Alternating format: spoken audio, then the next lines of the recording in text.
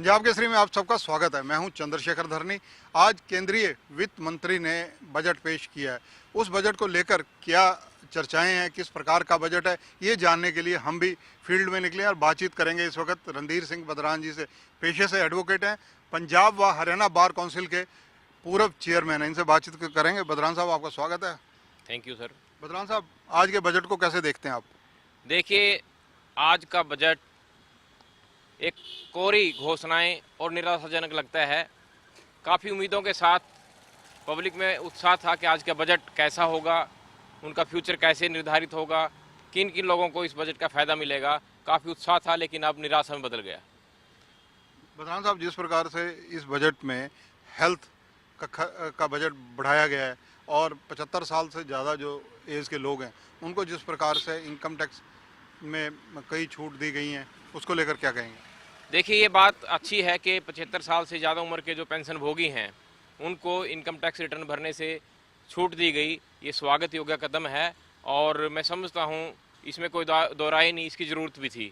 दूसरा जो एस्पेक्ट है बजट का, इसमें काफ़ी सारे लोगों को उम्मीद थी, जैसे बेरोज़गारी के लिए कोई ऐसी प्लानिंग नहीं लेके आई सरकार। वित्त मंत्री ने कोई ऐसी प्लानिंग नहीं बनाई कि लगातार कोरोना के बाद जो बेरोज़गारी बढ़ी है उसको नियंत्रित करने के लिए कोई स्कीम लेके आए हो, या ऐसा कोई बजट की एलोकेशन हो, या ऐसे कोई पब्लिक सेक्टर की संस्थाएं हैं उनको मजबूत करके लोगों को एम्प्लॉयमेंट दिया जाए। इसकी तरफ बिल्कुल ध्यान नहीं दिया। इसकी वजह से भारी रोष और निराशा है।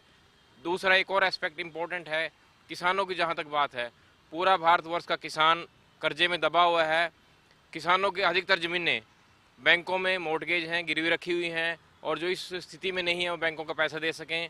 इससे आने वाले समय में फाइनेंशियल इंस्टीट्यूशंस को एक भारी संकट का सामना करना पड़ सकता है। किसानों की हालत ऐसी नहीं है कि वो उस ऋण को वापस कर सकें। तो सरकार को फाइनेंशियल बजट लेने से पहले इन सारी स्थितियों को जांचना चाहिए था, और किसानों का जो कर्जा है उसको माफ़ी करने से एक तरफ किसानों को राहत मिलती, दूसरी हमारी जो फाइनेंशियल इंस्टीट्यूशंस हैं वो स्ट्रॉन्ग होती। तो इसमें कोई प्रावधान नहीं किया गया कि जो मझोले किसान है, छोटे किसान है, और जो भूमिहर किसान है जिनके पास ज़मीन नहीं है लेकिन खेती करते हैं, वो कर्जे में डूबे हुए हैं, उनका कर्जा माफ़ी की एक उम्मीद थी, जो उम्मीद एक निराशा में बदल गई।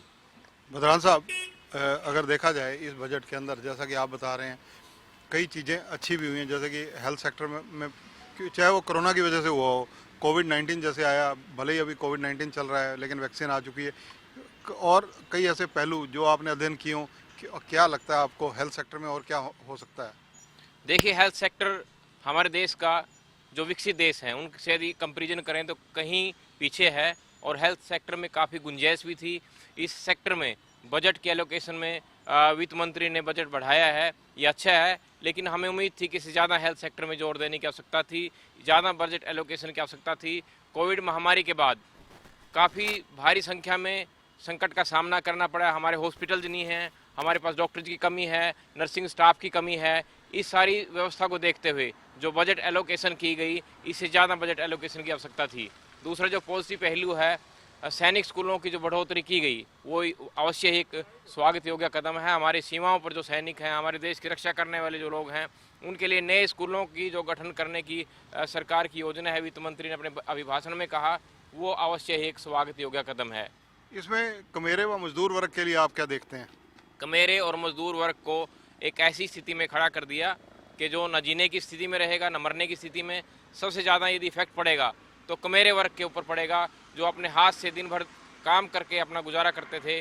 उन पर आने वाले समय में जहां उनको कोई राहत नहीं मिली, एक महंगाई की मार और बढ़ने वाली है। इस बजट के बाद जिस तरह से प्राइवेट सेक्टर को बढ़ावा देने का संकेत दिया है वित्त मंत्री ने, उससे महंगाई बढ़ेगी, हर एक क्षेत्र में महंगाई बढ़ेगी और रोजगार के अवसर कम होंगे। भारत में जो बिलो पॉवर्टी लाइन के लोग हैं उनकी संख्या बढ़ेगी, और एक ऐसी स्थिति पैदा हो जाएगी जहां चारों तरफ आक्रोश की स्थिति लगती है कि बेरोजगारी की वजह से जहां यूथ पहले से ही आक्रोशित हैं, उसके अलावा और आने वाली संख्या में गरीबों की संख्या बढ़ने वाली है देश में। युवा वकील भी यहाँ खड़े हैं। क्या नाम है आपका? शाइना सहगल। मैडम, जिस प्रकार से बजट में युवा वर्ग के लिए आप क्या देखते हैं विशेषकर, और महिलाओं के लिए क्या देखते हैं? महिलाओं के लिए खासकर कोई विमेन एम्पावरमेंट के लिए कोई अच्छे योगदान नहीं दिए गए हैं इस बजट में। और जैसे कि हम प्री कोविड सिचुएशन अगर देखें तो विमेन जो पहले कोविड से पहले अगर वर्किंग थी तो बहुत सारी ऐसी हैं सिचुएशंस कि विमेन को वर्किंग के लिए दोबारा से वो ज्वाइन नहीं कर पाई। इवन जो मेन की सिचुएशन है, मेन फिर ज्वाइन कर रहे हैं अपने वर्क्स को, बट विमेन एम्पावरमेंट पे ज़्यादा ध्यान नहीं दिया गया इस बजट में। तो आप किस प्रकार के बजट की उम्मीद कर रहे थे?